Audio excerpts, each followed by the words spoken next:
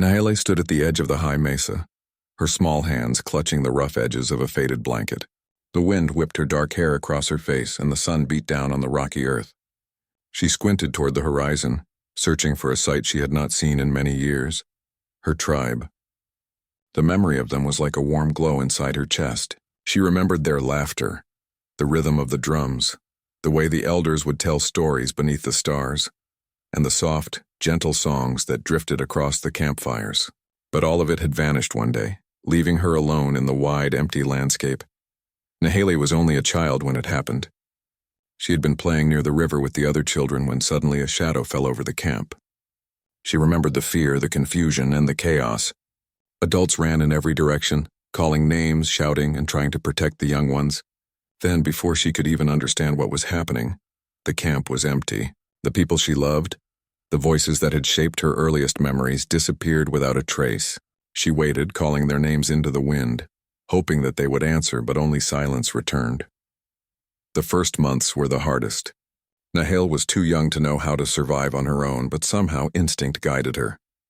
She remembered where the water was, where the wild herbs grew, and which berries were safe to eat. She began to explore the hills and valleys around her, learning to move quietly so that animals would not hear her.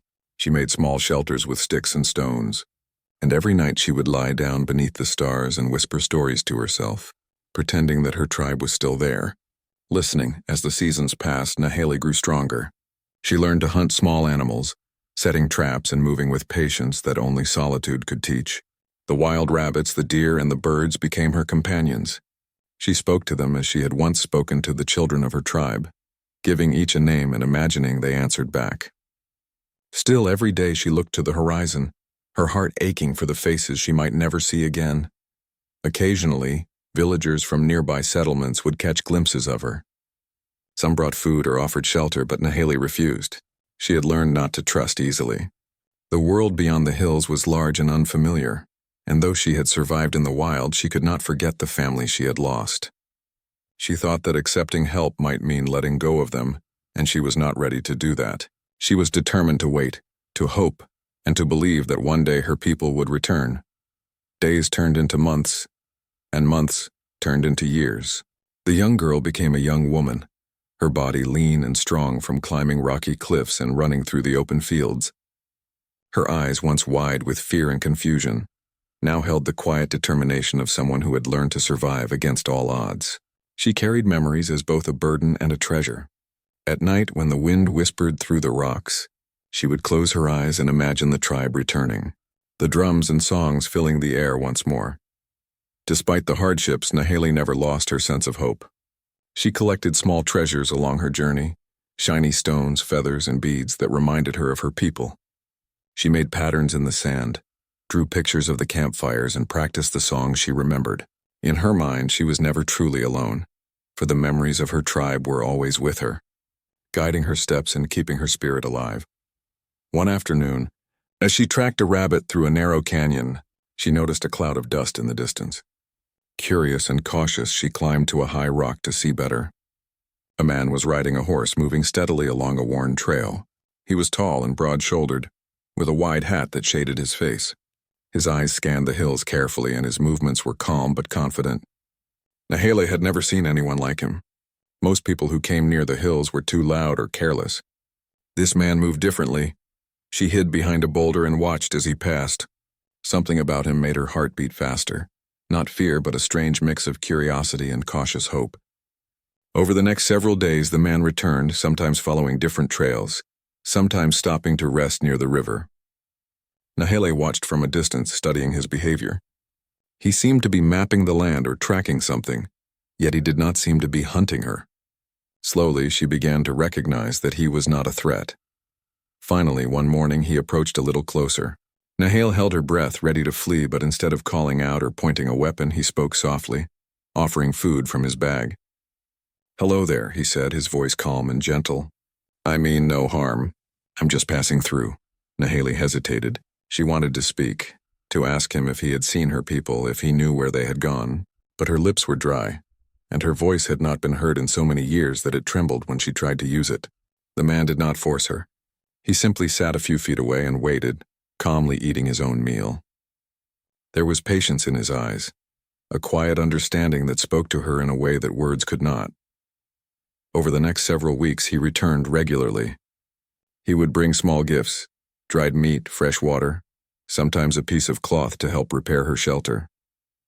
Nahale began to respond in her own way, leaving small signs that she was watching. A stone laid on a path, a bundle of berries left near his campsite. Slowly, a trust began to form, fragile but real. She learned his name was Jackson, and she learned to listen to the stories he shared about the world beyond the hills, the towns, the animals, the rivers that stretched for miles. Yet, even as she grew to trust him, her heart remained with her lost tribe. She could not forget them.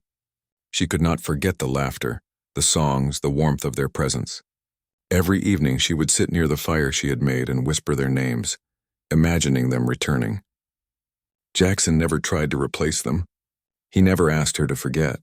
Instead, he became a steady presence, a silent partner in her life, helping her survive without taking the place of her memories. One day, as Nahale climbed a ridge to gather firewood, she noticed something glinting in the sunlight. It was small, barely noticeable, a bead necklace half buried in the sand. Her heart leapt. She recognized the pattern, the way it had been strung. Could it be from her tribe? Could someone have passed this way? She held it close, feeling a rush of hope and fear all at once. Jackson noticed her excitement but did not speak.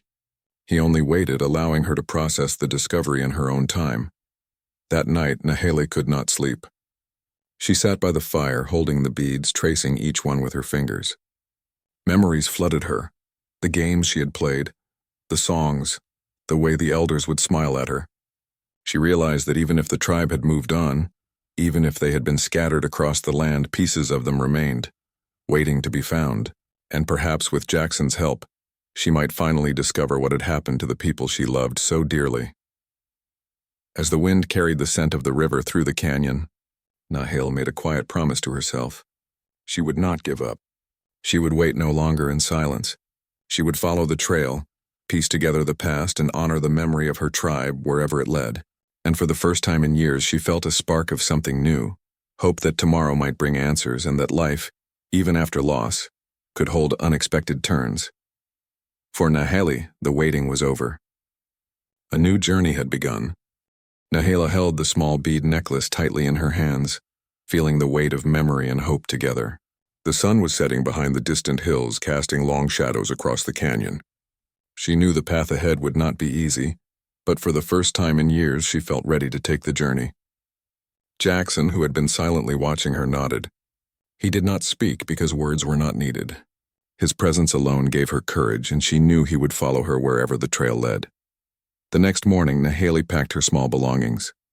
She had learned to travel lightly, carrying only what was necessary: dried meat, a water skin, and the few precious items that reminded her of her tribe. Jackson adjusted his saddle and tightened the straps on his horse. Together they set off through the narrow canyon paths, following the subtle signs that had been left behind over time.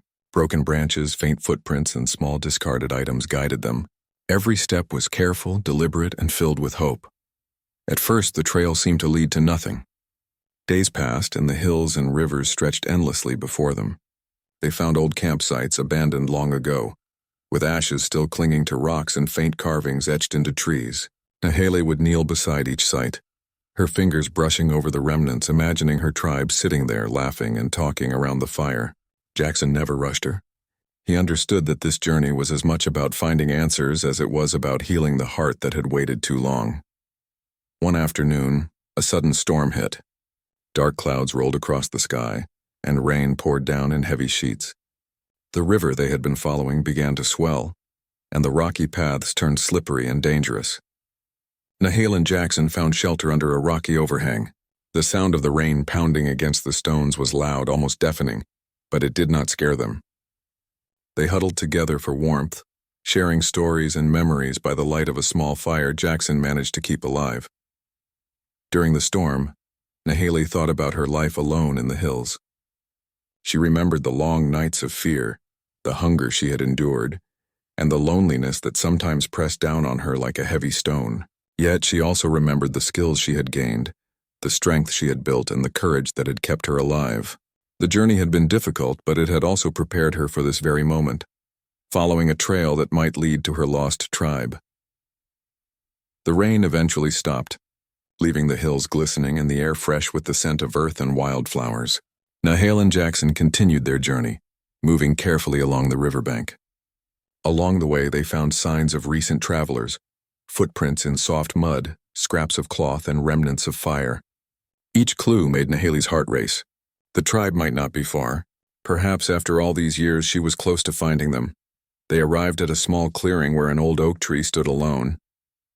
The tree had markings carved long ago that Nahale recognized instantly. Her fingers trembled as she traced the lines, feeling a connection to the people who had made them. "This is it," she whispered to Jackson. They were here. Jackson nodded, understanding the significance without needing explanation. They stayed there that night, sleeping under the stars, and Nahale dreamed of the faces she had longed to see for so many years. The following morning, they followed a narrow path that led into a hidden valley.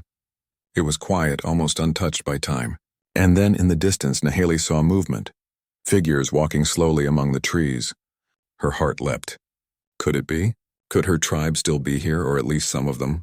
She turned to Jackson, who gave her a small, encouraging smile. Together they moved closer, step by step, careful not to startle anyone. As they approached, the figures became clearer. They were not the same people she remembered. Time had changed them. But there was a familiarity in their gestures, their laughter, and the way they moved together. They were descendants, children, and grandchildren who had carried the stories and traditions of her tribe. Nahale's eyes filled with tears as she realized that her tribe had not vanished entirely. They had survived in another form, keeping the memory alive through the years. Nahale stepped forward slowly. The descendants noticed her and paused. At first there was surprise and caution, but when she spoke, the language was the same, the songs and words familiar. She told them her story, of the years she had waited, of the loneliness and hope that had carried her through. They listened, eyes wide, some wiping tears from their cheeks. They had heard tales of a girl left behind, and now they saw her standing alive before them. Jackson stayed behind, giving Nahale space. He had become her friend, her guide, and in many ways her bridge to the world beyond the hills. But this reunion was hers alone. She shared memories, sang old songs, and listened to stories of how the tribe had been scattered and survived. They spoke of journeys, of hardships, and of the hope that had never died. For Nahale, each story was a thread connecting the past to the present, weaving a tapestry of life that she could finally be part of again. Days turned into weeks as Nahale stayed with the descendants. She learned new skills, shared her own knowledge of the land, and helped rebuild small traditions that had been lost. Jackson remained nearby, assisting with supplies and travel, but he never overshadowed her connection to the tribe. Together they helped the descendants create paths and markers that would make it easier to stay connected in the future.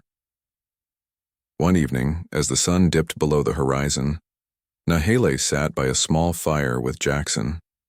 She held the bead necklace close, the symbol of the journey that had brought her here. "I waited so long," she said softly, "but now I see that waiting was not wasted. It led me here." Jackson nodded, understanding. "Sometimes the path we hope for takes time to appear," he said gently. "You never gave up, and it brought you to the right place." Nahale smiled, feeling a sense of peace she had never known. She had learned that waiting could be powerful, but living and moving forward were just as important. The tribe she had lost was not gone entirely. They had survived, and she had found them. And in the process, she had discovered that hope, courage, and friendship could transform even the longest years of waiting into a journey worth remembering. The valley was quiet now, filled with the soft sounds of life. Children ran along the paths. Elders shared stories by the fires, and Nahale walked among them. No longer a girl waiting alone on the mesa. She had found her place, and in doing so, she had created a future where memory, love, and hope could live together. As the stars appeared one by one in the night sky, Nahale felt a warm sense of belonging. The journey had been long, full of hardships and challenges, but it had also revealed the strength within her. She looked at Jackson, grateful for his patience and support, and then at the people around her, grateful for their resilience and memory.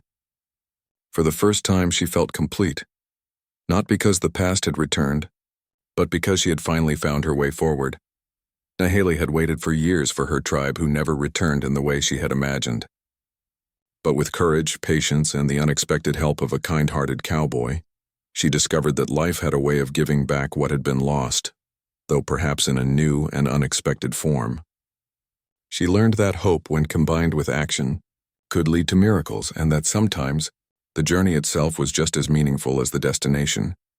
And so Nahali stayed in the valley, living fully, teaching, learning, and remembering. Her tribe's spirit lived on in her, in the descendants, and in the songs and stories that continued to echo across the hills. The long years of waiting had finally led her to a life filled with connection, purpose, and hope. A life that was no longer defined by loss, but by the discovery of what could still be found.